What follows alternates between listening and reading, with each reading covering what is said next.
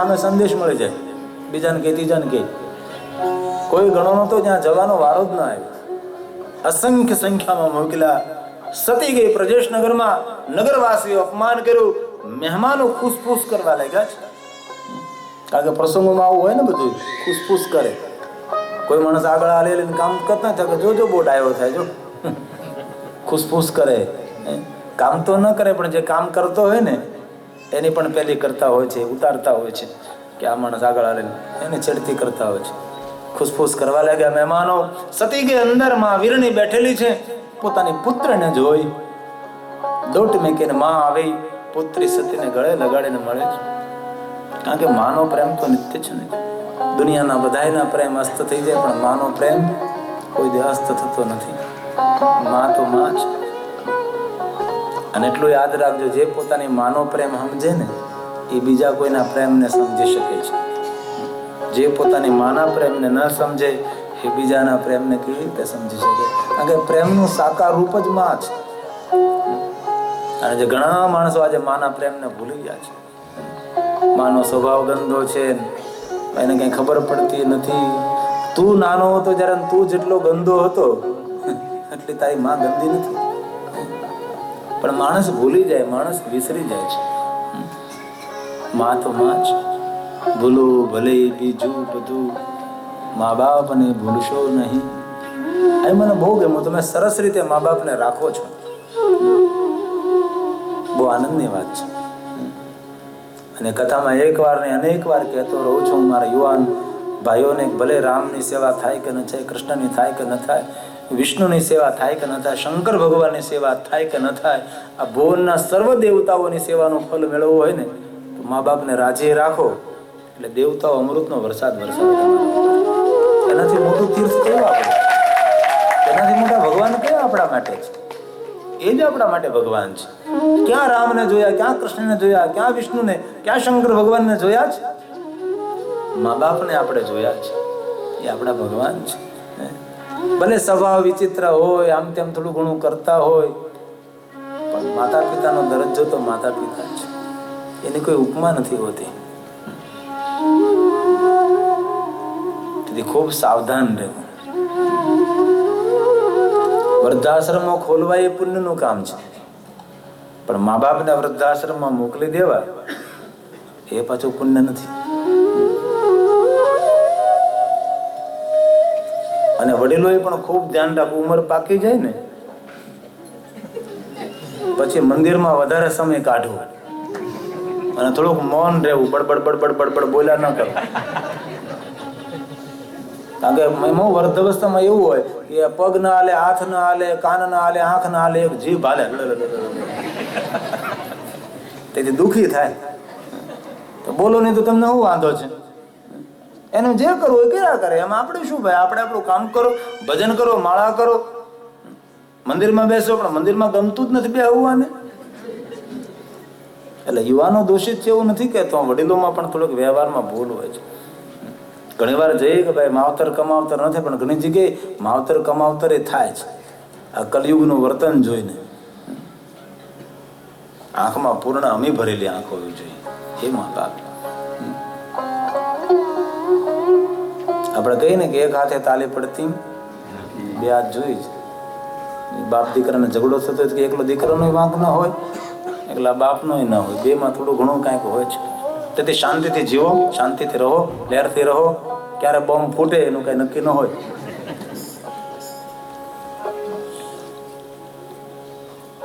માં ને દીકરી ભેટીને મળ્યા છે. માએ કહ્યું બેટા આવે સારું થયું દીકરા, જા યજ્ઞનારાયણના દર્શન કરી આવો. આપણે માં દીકરી બેઠા બેઠા સુખ દુઃખની વાતો કરીએ. પણ માને થોડી ખબર છે સતીની છેલ્લી મુલાકાત છે. અને એટલું યાદ રાખજો, આ દુનિયામાં કયા માણસની અંતિમ મુલાકાત હોય એની આપણને ખબર નથી હોતી. તેથી જે મળે તેની સાથે પ્રેમ ભરેલો વ્યવહાર કરજો. કારણ કે એક વાર એ માણસ મળ્યો, બીજી વાર મળે ન મળે શું ખબર?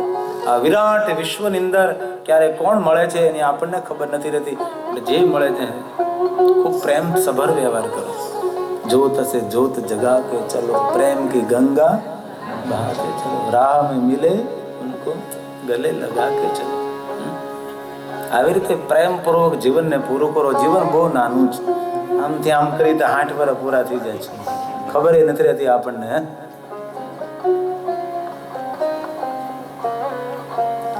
યજ્ઞ મંડપમાં ગયા સતી જોયું દેવતાઓના સ્થાપન, શંકર ભગવાનનું કોઈ સ્થાન નહીં. પિતાને કહ્યું, પિતા આ શું કરી રહ્યા તમે? જજમાનનું મંગલ કરનાર, યજ્ઞનું ફળ આપનાર ભગવાન શંકર, મહાદેવનો વિરોધ? દક્ષ પોતાની પુત્રી સતીનું અપમાન કરે છે. સતી નિર્ણય લે, મારા દેહનો ત્યાગ કરું. અને સતી ચંદ્રમૌલી બ્રષ્કેતો ભગવાન મહાદેવને યાદ કરી અસ કહી જોગ અગ્નિ તનુજારા, અંગમાંથી અગ્નિને પ્રગટ કરે છે અને ભગવાન શિવને યાદ કરતા પોતાના દેહનો ત્યાગ કરે. અંતિમ શ્વાસ વિષ્ણુને કહે, સતી મરત હરિસન બર માગા. વિષ્ણુને કહ્યું, વિષ્ણુ તમે શંકરના ભગવાન, તેથી મારા પણ ભગવાન મને વરદાન આપો, જન્મ જન્મ શિવ પદ અનુરાગા. શંકર ભગવાનમાં મને પૂર્ણ પ્રેમ રહે, શંકરના ચરણમાં મને પૂર્ણ પ્રેમ રહે. મહાદેવને યાદ કરતા સતી પોતાના દેહનો ત્યાગ કરે છે. શંકર ભગવાનને કૈલાસમાં ખબર પડી છે, જટા પછાડી નથી, જટા માટે 2 લટ ખોલી છે. એકમાંથી કાલીને પ્રગટ કરે છે, એકમાંથી વીરભદ્રને પ્રગટ કરે છે. વીરભદ્રને આજ્ઞા કરે છે, જાઓ વીરભદ્ર, દક્ષને અભિમાન નથી, અતિ અભિમાન આવ્યું, જાઓ તેનો અભિમાન મિથ્યા કરો, દૂર કરો. ભૂત પ્રેતો સાથે અનેક ભયંકર અવાજ કરતા કરતા વીરભદ્ર આક્રમણ કરે છે પ્રજેશનગર પર. દક્ષને લલકારવામાં આવે છે યુદ્ધ કરવા માટે. આજે દક્ષ વીરભદ્ર સાથે યુદ્ધ કરવા માટે તૈયાર થાય. આકાશવાણી થવા લાગી, હે દેવતાઓ, હે ઋષિ મુનિઓ, જે આવ્યા છે અને પોતાએ જીવિત રહેવું હોય તો આ સ્થાન છોડીને આપ જતા રહો. સૌ પોતાનો જીવ બચાવવા માટે જો ભાગવા લાગ્યા. નાચ ભાગ મચી ગઈ, કોઈ ઊભું નથી રહ્યું. એક ભૃગુ ઋષિ રહ્યા છે, જે દક્ષના ગુરુ છે. એક ભૃગુ અડીખમ ઉભા છે. વીરભદ્રને કહે, વીરભદ્ર થોભી જાઓ, યુદ્ધ ન કરો આપ, કારણ કે યુદ્ધનું પરિણામ સુખદ ન હોય, યુદ્ધનું પરિણામ દુઃખદ. અને ધરતી પર માણસે યુદ્ધથી વધારે કંઈ કર્યું જ નથી. જેટલી શક્તિ આપણે યુદ્ધમાં વપરાણી ને માનવની, એટલી શક્તિ જો જગતને સુંદર બનાવવામાં વપરાણી હોત ને તો આ પૃથ્વી સ્વર્ગ બની જાત. પણ જાદી શક્તિઓ યુદ્ધ કરવા માટે, મારામારી માટે, કાપા કાપી માટે વધારે માણસે પોતાની શક્તિનો પ્રયોગ કર્યો છે. ભૃગુ ઋષિ સમજાવે, ભૃગુની વાત માનવા માટે તૈયાર નથી. એ દક્ષ ઉભા રહો, યુદ્ધ ન કરો. વીરભદ્ર તમે ઉભા રહો, યુદ્ધ ન કરો. વીરભદ્ર ઉભા, દક્ષ ઉભા. ભૃગુ ઋષિ યુદ્ધને અટકાવવા માટે પ્રયાસ કરે. અંતે યુદ્ધ અટકોની અનિવાર્ય રહ્યું અને યુદ્ધના પરિણામ સ્વરૂપે દક્ષનું મસ્તક તૂટે, યજ્ઞ કુંડમાં બળીને ભસ્મ થાય. ભૃગુ ઋષિએ જોયું, એક બાજુ સતીનું શાપ, બીજી બાજુ દક્ષનું ધડ તડપે, ત્રીજી બાજુ યજ્ઞ કુંડની અંદર મસ્તક સળગે છે. ભૃગુ ઋષિ આદિદેવ પરમપિતા પરમાત્મા શિવને પ્રાર્થના કરે, મહાદેવ મારા શિષ્ય મારા દક્ષને મેં સમજાવ્યો, મારી વાત ન માની અને પરિણામ આવીને ઉભો રહ્યો. અને જે માણસ પોતાના માતા પિતાની, વડીલોની, સાધુઓની, શાસ્ત્રની વાત ન માને તે માણસ સુખી ન થાય, દુઃખી થાય છે. મહાદેવ મારા દક્ષનું મંગલ કરો. ભૃગુની પ્રાર્થનાથી ભગવાન મહાદેવજી આવે છે. ભૃગુ માગો આપ, મારા દક્ષને જીવિત કરો. અને પુરાણમાં એવી કથા છે કે પશુનું મસ્તક લાવવામાં આવે, મહાદેવના હાથમાં આપીને સજીવન મંત્રનો પ્રયોગ કરી દક્ષના ધડ ઉપર બકરાનું મસ્તક લગાડવામાં આવે. કદાચ તે સમયે આવા પ્રયોગો સફળ થતા હોય, હું ખબર. આ પ્રકૃતિની કોઈ વસ્તુ અશક્ય નથી, બધું શક્ય છે. થઈ શકતું હોય પણ આપણે ત્યાં સુધી શોધ પહોંચી ન હોય. થઈ શકે ખરું, હોઈ શકે. બકરાના મસ્તક વડે દક્ષ જીવિત બને છે. તર્કનો વિષય છે. અને ભગવાન મહાદેવને કહે છે, બાબા મને ક્ષમા કરો. અહંકાર અભિમાન તમારી સાથે વેર કરવાથી કેવું પરિણામ આવે એનું મને આજ જ્ઞાન થયું છે. બે હાથ જોડીને દક્ષ પોતા પશુ મસ્તક વડે શિવની સ્તુતિ કરે છે. નમામિ દેવમ વરદમ વરેણ્યમ નમામિ દેવમ સદા સનાતનમ નમામિ દેવા ईश्वरं हरं नमामि शम्भो जगदेकबन्धो नमामि विश्वेश्वर विश्वरूपम् सनातनं ब्रह्म निजात्मरूपम् नमामि सर्वं निजभावगम्यं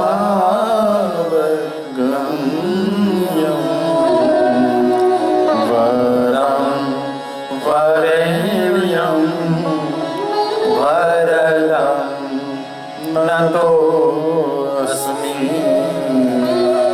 वरं वरेण्यं वरदं नतोऽस्मि। हे महादेव મને ક્ષમા કરો. ભગવાન મહાદેવ કહે છે, દક્ષ સાંભળો, એક મારી વાત મહામંત્રને જેમ યાદ રાખજો.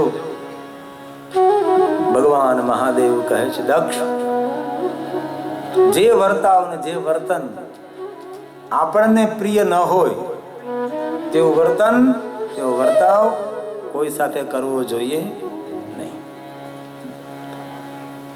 આપણા વર્તનથી આપણા વર્તાવથી સામેના માણસને દુઃખ થાય એવું વર્તન એવો વર્તાવ અને એવી વાણી આપણે નહીં હોવી જોઈએ.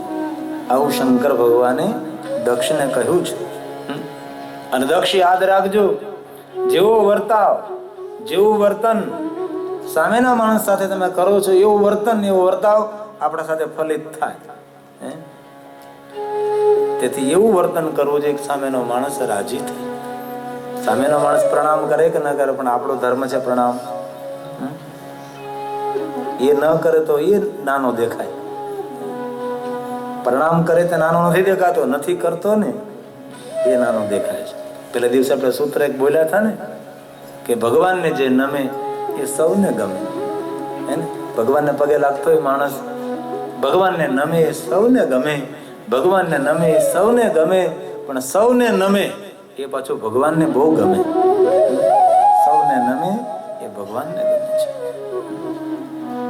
દક્ષ માગણી કરી, બાબા મારા જેમ તમારો કોઈ અપરાધ કરે, વિરોધ કરે, એ અપરાધમાંથી મુક્તિ આપવા માટે મહાદેવજી તમારો તેજોમય સ્વરૂપ સ્થિર કરો. અને દક્ષની પ્રાર્થનાથી મહાદેવજી તે સ્થાન પર પોતાનું સ્વયંભૂ તેજોમય સ્વરૂપ સ્થિર કરે છે અને સુંદર એક શિવલિંગ પ્રગટ થાય. તે શિવલિંગનું નામ છે બોલીએ દક્ષેશ્વર મહાદેવ. ક્યારેક હરિદ્વાર જાઓ તો હરિદ્વારની બાજુમાં કનખલ નગર છે. એ કનખલ નગરમાં દક્ષેશ્વર મહાદેવ બિરાજે છે. એ દક્ષેશ્વર મહાદેવનું દર્શન કરવાથી શિવ અપરાધ, દેવ અપરાધ, શાસ્ત્ર અપરાધ, માતા પિતાનો અપરાધ, પિતૃ અપરાધ, સદગુરુ અપરાધ, સર્વ અપરાધોમાંથી મુક્તિ મળે છે. તો દક્ષેશ્વર મહાદેવ હરિદ્વારની બાજુમાં કનખલમાં બિરાજે છે. તેથી દક્ષેશ્વર મહાદેવનો ખૂબ મહિમા છે. મહાદેવની દ્રષ્ટિ પડે સતીના શબને લઈ ભગવાન મહાદેવ હિમાલય પહાડોની ચટ્ટાનો પર બાબા ફરવા લાગે છે. દેવતાઓને કહેવાથી વિષ્ણુ ભગવાન ચક્રને આજ્ઞા કરે, ચક્ર છૂટે, સતીના શબના ટુકડા અંગ જ્યાં જ્યાં પડે છે ત્યાં ત્યાં શક્તિપીઠોનું પ્રાગટ્ય થાય. અંતે ભગવાન મહાદેવ શબમાંથી મુક્ત બને છે. હિમાલય પહાડોની ચટ્ટાનો પર બાબા ધ્યાનસ્થ બને છે. અને અંત સમયે સતીએ વિષ્ણુ પાસેથી વરદાન માંગ્યું હતું. અનેક કારણોને કારણે આ સતીનો પુનર્જન્મ નગાધિરાજ હિમાલયને ત્યાં થાય, મેનાને આંગણે પુત્રી તરીકે પ્રગટ થાય છે. બહુ કારણો છે. એક કારણ તો એ પણ કહ્યું કે દક્ષ પુત્રી સતી જ્યારે હિમાલયની કંદરાઓમાં તપ કરવા માટે આવ્યા ત્યારે નગાધિરાજ હિમાલયના ધર્મપત્ની મેના દેવી આ સતીની બહુ સેવા કરી છે. એમ થયું ઘરે પ્રદેશ માલિક આ દક્ષની પુત્રી આ તપ કરે છે, મારે સેવા કરવી જોઈએ. તો માં મેનાએ સતીની ખૂબ સેવા કરી છે. સતીને સંભાળ રાખે, સતીનું ધ્યાન રાખે છે, સતીની રક્ષા કરે છે. અને જ્યારે સતીનું તપ પૂરું થયું અને સતી જ્યારે જવા માટે તૈયાર થયા ત્યારે સતીએ કહ્યું કે મા મેના, જ્યારથી હું હિમાલયની કંદરાઓમાં તપ કરવા માટે આવી ત્યારથી આપ મારી સેવા બહુ કરી છે. તેથી હે મા મેના, વરદાન માંગો, હું તમને વરદાન આપું.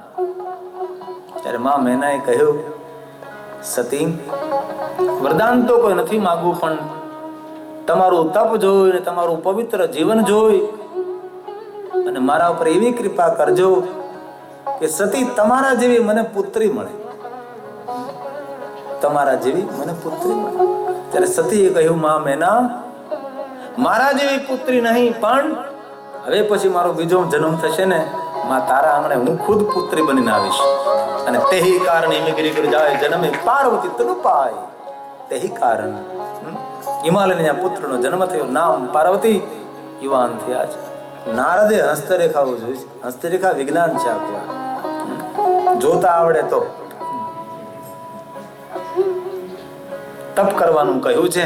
શંકર ભગવાનને મેળવવા માટે તપ કરો. એક બાજુ પાર્વતી તપ કરે, એક બાજુ શંકર ભગવાન ધ્યાનસ્થ છે. તારકાસુર નામનો દૈત્ય બ્રહ્મા પાસેથી વરદાન પ્રાપ્ત કરે, શંકર દ્વારા પુત્ર જન્મે મારું મૃત્યુ થાય. કારણ કે આ તારકાસુર જાણતો હતો કે શંકરના પત્ની તો બળીને ભસ્મ થયા, હવે આ કાંઈ બીજા લગ્ન કરે નહીં, એમના દ્વારા કઈ પુત્ર જન્મે નહીં, મારું મૃત્યુ થાય નહીં. બ્રહ્મા પાસેથી વરદાન પ્રાપ્ત કર્યું અને તારકાસુરના મૃત્યુનો ભય ગયો, હાહાકાર મચાવા લાગ્યો છે. દેવતાઓએ નિર્ણય લીધો કે શંકર ભગવાનને સાથે પરણવા માટે પાર્વતી તપ કરે છે. શંકર ભગવાનને જાગૃત કરીએ. કોણ કરે? બુદ્ધિનો પ્રયોગ કર્યો, કામદેવને કર્યો છે. અને ઈશ્વરને બુદ્ધિથી ન પકડી શકાય, ઈશ્વરને શ્રદ્ધાથી પકડી શકાય છે. કામદેવ ગયા રતિ સાથે, અને બાબા ત્રીજું નેત્ર ખોલે, કામ અને વાળીને ભસ્મ કરે છે. રતિને વરદાન આપે, રતિ ગઈ. પરિવાર બાબા ધ્યાન. દેવતાઓને ખબર પડી ગો, હવે શંકર ભગવાનને કોણ જગાડે? દેવતાઓ નારદ પાસે ગયા. નારદને કહ્યું કે નારદજી, શંકર ભગવાનને જાગૃત કરવા માટે. નારદે કહ્યું કે દેવતાઓ, તમે તો જ્યાં હોય ત્યાં બુદ્ધિના પ્રયોગ કરો છો. બધી વસ્તુ બુદ્ધિથી ન સમજી શકાય, થોડી તો શ્રદ્ધા રાખો. ભગવાન શંકરને જાગૃત કરવા માટે બુદ્ધિનો પ્રયોગ ન કરાય, પ્રાર્થના કરો. નારદની આગેવાની નીચે ભુવનના દેવતાઓ શંકર ભગવાનની સુંદર સ્તુતિ કરે, બાબાને પ્રાર્થના કરે છે. ઘણી બહેનોની લાગણી છે, માગણી છે. હે શંભુ શરણે પાડી, માગો ઘડી રે ઘડી, કષ્ટ કાપો, કષ્ટ કાપો, દયા કરીને દર્શન શિવ આપો. હે શંભુ શરણે પાડી, માગો ઘડી રે ઘડી, કષ્ટ કાપો, કાપો, દયા કરીને દર્શન શિવ આપો. તમે ભક્તોના દુઃખ હરનારા, શુભ સૌનું સદા કરનારા. તમે ભક્તોના દુઃખ હરનારા, શુભ સૌનું સદા કરનારા. હે હું તો મંગલમતી, તમારી આરાધતી, દુઃખ કાપો, દુઃખ કાપો, દયા કરીને દર્શન શિવ આપો. શંભુ શરણે પડી, માગો ઘડી રે ઘડી, કષ્ટ કાપો, કષ્ટ કાપો, દયા કરીને દર્શન શિવ આપો.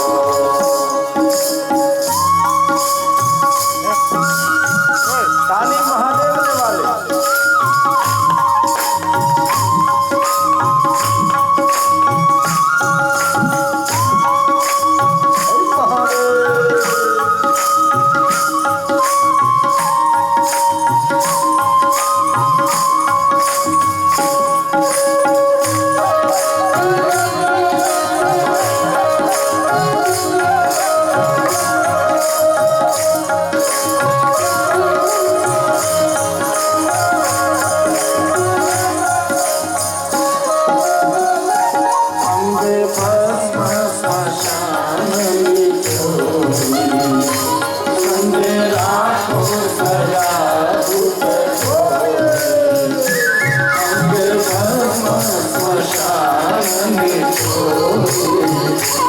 અંધેરા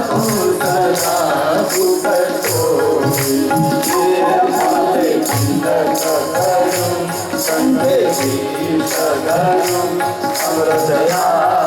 દુઃખ અમૃતયા